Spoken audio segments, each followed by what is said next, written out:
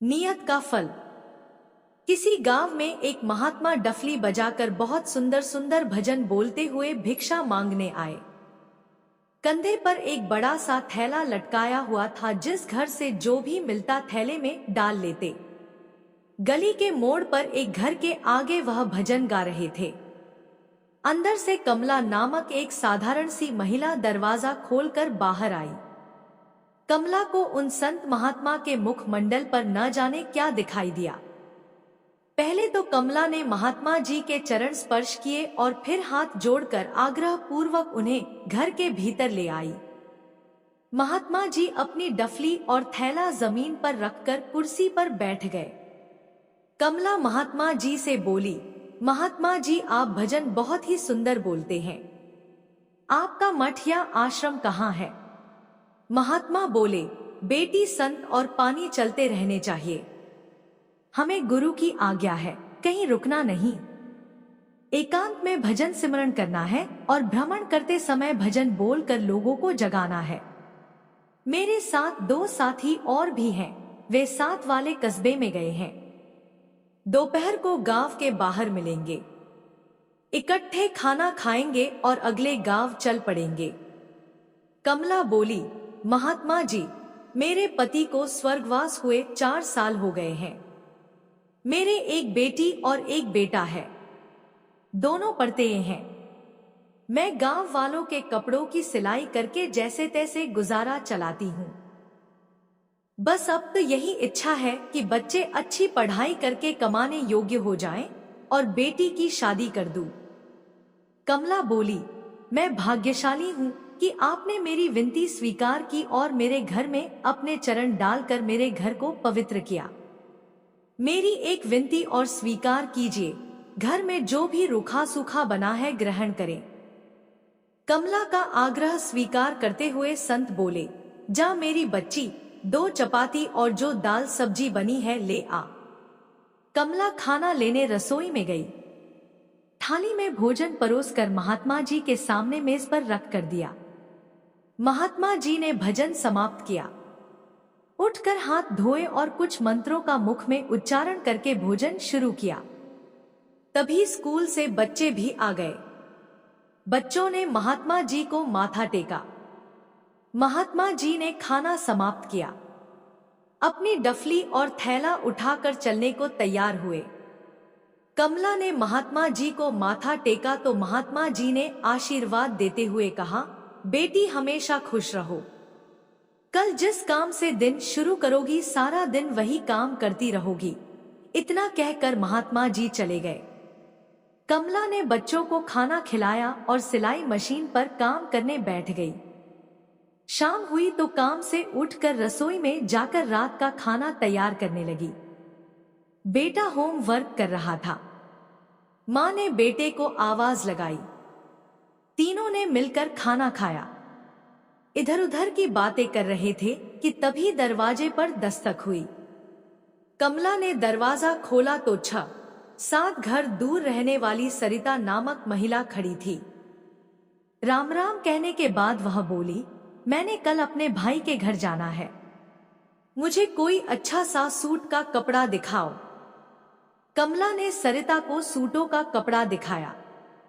सरिता एक सूट का कपड़ा पसंद करके अलग निकाल कर कमला को पकड़ाते हुए बोली, यह सूट मुझे कल शाम तक जरूर दे देना। कमला के हामी भरने के बाद सरिता चली गई।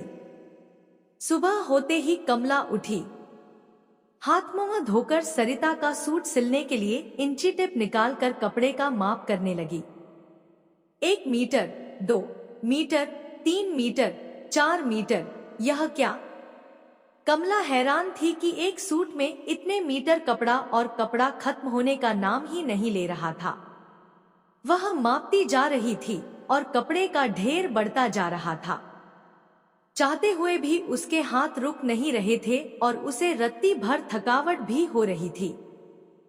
आज बच्चे स्कूल भी नहीं गए थे। दोनों कपड़ा इकट्ठा किए जा रहे थे। शाम तक कपड़े के अंबार लग गए। पास ही शहर में कपड़े के व्यापारी के कानों तक जब यह खबर पहुंची तो वह अपने मैनेजर को साथ लेकर कमला के घर पहुंच गया। कपड़े को जांचा और मैनेजर से सलाह करके सारा कपड़ा खरीद लिया। उसने कमला को इतनी बड़ी रकम का चेक दिया जिससे कमला के बच्चों की पढ़ाई और बेटी की शादी बड़े आराम से हो सकती थी। कमला के पड़ोस में एक खुशहाल परिवार रहता था। उस परिवार में रहने वाली जनक रानी नामक महिला कमला के घर आकर उसे बधाई देते हुए बोली, बहन यह चमत्कार कैसे हुआ? कमला बोली, यह सब उन संतों के आशीर्वाद से हुआ है। मैंने तो बस उन्हें खाना ही खिलाया था। जाते जाते उन संतों ने यह कहा कि जो काम सुबह करोगी शाम तक वही करती रहोगी। आगे सब आपको पता ही है। जनक रानी अंदर से जल भून रही थी पर ऊपर से मुस्कुराती हुई चली गई। वह पछता रही थी कि संत तो उसके घर के बाहर भी आए थे पर उसने ध्यान ही नहीं दिया। जनक रानी ने घर आकर अपने नौकर को सख्ती से कहा कि उस डफली वाले महात्मा का पता करो, जहां भी मिले उन्हें लेकर आओ।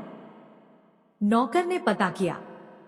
2 गांव दूर वह महात्मा मिल गए। नौकर के मिन्नतें करने पर वह अगली सुबह नौकर के साथ जनक रानी के घर पधारे। जनक रानी बड़ी खुश थी।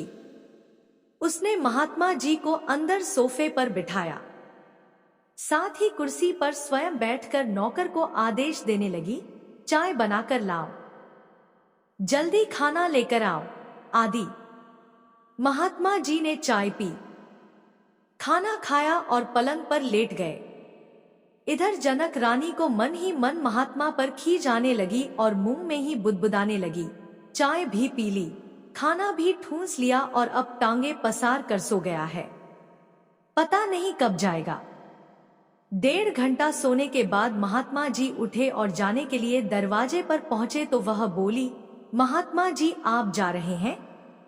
मुझे कोई आशीर्वाद तो दिया ही नहीं। महात्मा जी मुस्कुराए और बोले, अच्छा, आशीर्वाद भी लेना है? जब सुबह उठेगी जो काम पहले करोगी वही दिन भर करती रहोगी। इतना कहकर महात्मा जी चले गए। जनक रानी जल्दी जल्दी गांव की दुकान से 2 मीटर कपड़ा खरीद कर घर लाई।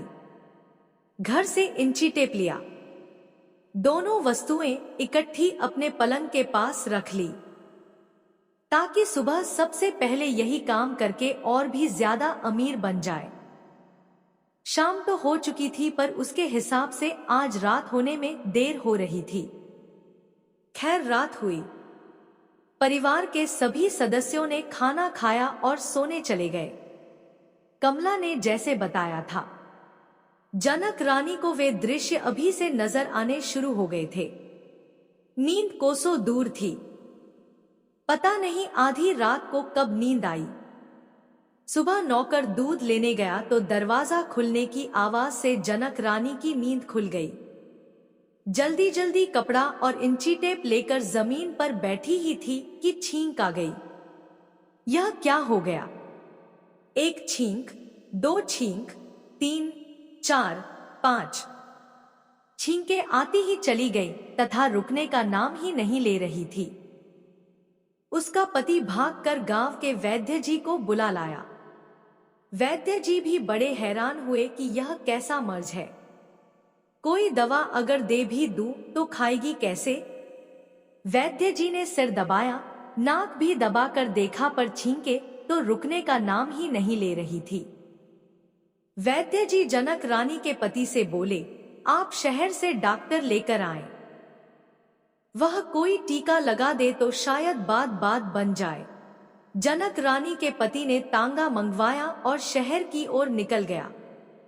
इधर जनक रानी का छींके मार मार कर बुरा हाल हो रहा था। दोपहर बाद डॉक्टर को लेकर जनक रानी का पति घर में दाखिल हुआ। डॉक्टर ने जनक रानी की नब्ज देखकर कहा, मैं इंजेक्शन लगाता हूं, उससे आराम मिल जाएगा। डॉक्टर ने इंजेक्शन सिरिंज में भरा और जनकरानी की बाजू में लगाने के बाद बैठकर इंतजार करने लगे। यह दवा भी बेअसर मालूम हो रही थी। छींके तो रुक ही नहीं रही थी। अब डॉक्टर ने कहा, मेरी डॉक्टरी लाइन में यह पहला केस है। आप इन्हें मेरे क्लिनिक ले जाने की तैयारी करें, वहां जाकर ग्लूकोज में दवा मिला कर देने से आराम आएगा। गांव के प्रधान की गाड़ी मंगवा ली गई। गाड़ी में जनक रानी को बिठाते ही उसकी छींकें रुक गईं। घर में खुशी की लहर दौड़ गई। सभी सोच रहे थे कि डॉक्टर के इंजेक्शन ने अपना काम कर दिखाया है, पर जनक रानी जानती थी कि छींकें क्यों और कैसे रुकी हैं। शिक्षा, संत महापुरुषों की सेवा करके प्रभु से मिलने का रास्ता मांगे। सांसारिक वस्तुएं अपने आप मिल जाएंगी। जय श्री राम। अगर वीडियो पसंद आई तो हमारे चैनल को सब्सक्राइब करें। धन्यवाद।